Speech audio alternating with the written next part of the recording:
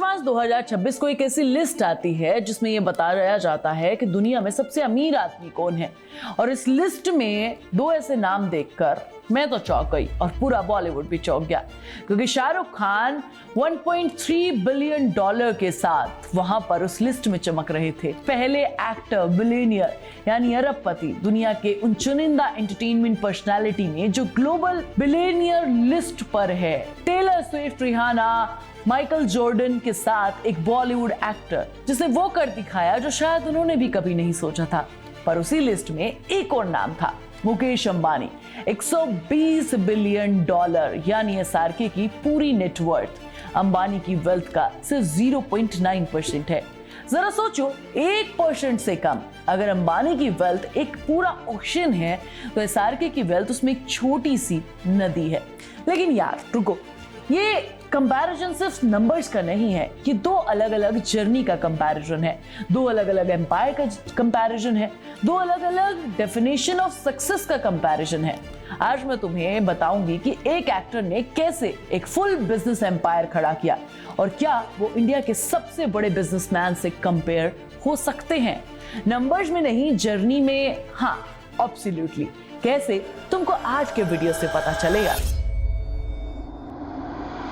पहले अंबानी जी को समझते हैं। मुकेश अंबानी के पिता धीरू भाई अंबानी ने 1958 में इंडिया में अपने स्पाइसेस का एक छोटा सा बिजनेस शुरू किया। मुंबई से 2 बेडरूम अपार्टमेंट में रहते थे, पब्लिक ट्रांसपोर्ट यूज करते थे और मोडेस्ट से शुरुआत करते हुए रिलायंस इंडस्ट्रीज बनाई। धीरू भाई अंबानी 2002 में गए।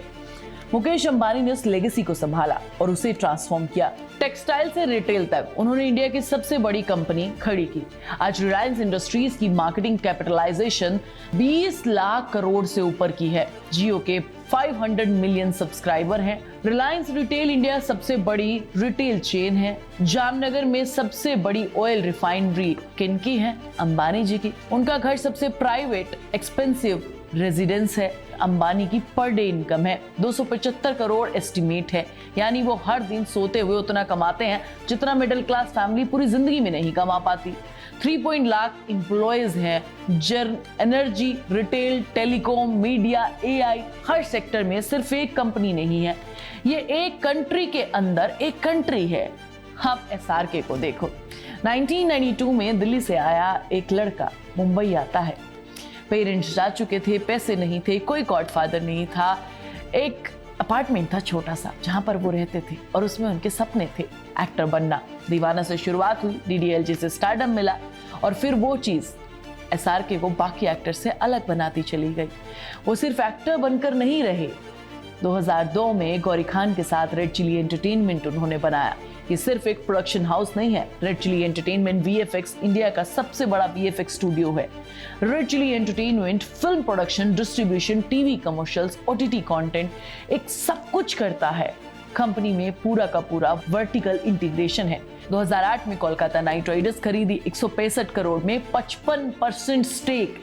आज के केआर की वैल्यूएशन 13,000 करोड़ से लेकर 15,000 करोड़ तक है। एसआरके का पर्सनल स्टेक 7 से 8,000 करोड़ है। कोलकाता नाइट राइडर्स ग्रुप 4 देशों में फ्रेंचाइजी है। मन्नत 2001 में 13.5 करोड़ में खरीदा, आज 300 करोड़ से ज्यादा का वैल्यूएशन है। अभी 25 करोड़ से ज्यादा का रेनोवेशन करवाया है, 2 नए फ्लोर ऐड करवाए हैं, ब्रांड इंडोर्समेंट है, पर डे 3 से 4 करोड़ की कमाई है।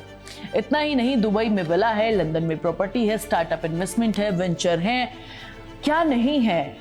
अलग अलग सेक्टर्स में हर चीज है। 2025 में पहली बार इंडिया की रिच लिस्ट में नाम भी आया। इंडिया के पहले एक्टर बिलियनियर बने टेलर स्विफ्ट, रिहाना और न जाने कौन कौन, और उनके साथ इंडिया से खड़े हैं शाहरुख खान, है ना।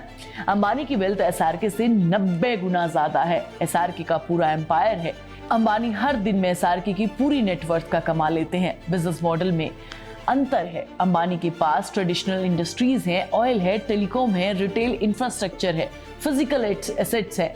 एसआरके के पास एंटरटेनमेंट एम्पायर है जो ब्रांड, कंटेंट, स्टार पावर और इन सब पर डिपेंड करती है। ये एक अलग काइंड ऑफ बिजनेस है, लेकिन यहाँ पर एक ट्विस्ट है और वो सबसे ज्यादा इंटरेस्टिंग है। धीरू भाई अंबानी ने रिलायंस बनाया, मुकेश अंबानी ने उसे ग्रो किया। ये सबसे बड़ी अचीवमेंट है, लेकिन स्टार्टिंग पॉइंट पर स्टैब्लिश एम्पायर था। एसआरके के पास लिटरली कुछ भी नहीं था।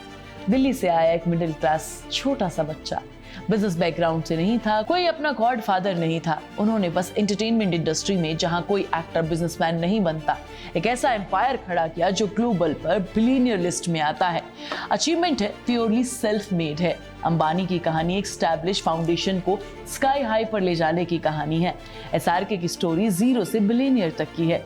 एंटरटेनमेंट इंडस्ट्री में एसआरके का कंपैरिजन इंडिया में किसी से नहीं है, लेकिन इंडिया में कोई एंटरटेनमेंट पर्सनालिटी एसआरके के आसपास भी नहीं आती। एक इंटरेस्टिंग कंपैरिजन, अंबानी के पास मुंबई इंडियंस आईपीएल टीम है, एसआरके के पास केकेआर है। दोनों आईपीएल ऑनर्स है, लेकिन यहाँ एक बात है, अंबानी ने मुंबई इंडियंस को रिलायंस के पैसे से खरीदा है। एसआरके ने केकेआर को पर्सनली खरीदा है, अपनी एक्टिंग की कमाई से। यानी एसआरके का हर रुपया पर्सनली उन्होंने मेहनत करके कमाया है। एक आदमी जिसके पास कुछ नहीं था, अपनी एक्टिंग की प्रोडक्शन कंपनी बनाई, अपनी एक्टिंग से वीएफएक्स स्टूडियो खड़ा किया, आईपीएल टीम खरीदी, ग्लोबल बिलियनियर बने। ये एक ऐसी जर्नी है जो ट्रेडिशनल बिजनेसमैन से कम इंस्पायर नहीं है। अंबानी ने इंडिया की इकोनॉमी बनाई तो एसआरके ने इंडिया को कल्चर के तौर पर ग्लोबल ब्रांड बनाया। दोनों अलग अलग तरीके से इंडिया के लिए बहुत वैल्यू रखते हैं। कमेंट करके बताओ कि तुम्हारे हिसाब से असली जीनियस माइंड कौन है, एसआरके या फिर अंबानी। मैं तुम्हें नेक्स्ट वीडियो में मिलूंगी, तब तक तुम चैनल को सब्सक्राइब कर लेना, वीडियो को लाइक और शेयर कर लेना और प्लीज बेल आइकन दबाना मत भूलना।